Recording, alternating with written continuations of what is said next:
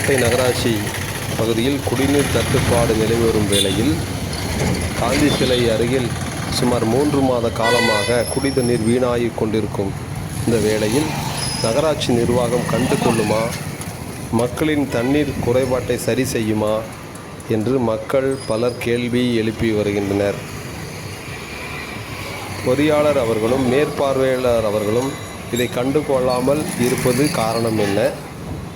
இதை மாவட்ட நிர்வாகம் கண்டுகொண்டு துரித நடவடிக்கை எடுத்து இந்த போக்குவரத்துக்கு இடையூறு இல்லாமல் சரி செய்ய வேண்டுமென மக்கள் போக்குவரத்துக்கு இடையூறாக இருக்க இந்த பாதையை சரி செய்யவும், நெடுஞ்சாலைத்துறை அதிகாரியும் கண்டு இந்த வாழ்வினை இந்த ரோடிலிருந்து அகற்றி சரி செய்ய வேண்டுமென அனைவரும் கோரிக்கை வைத்து உள்ளனர்.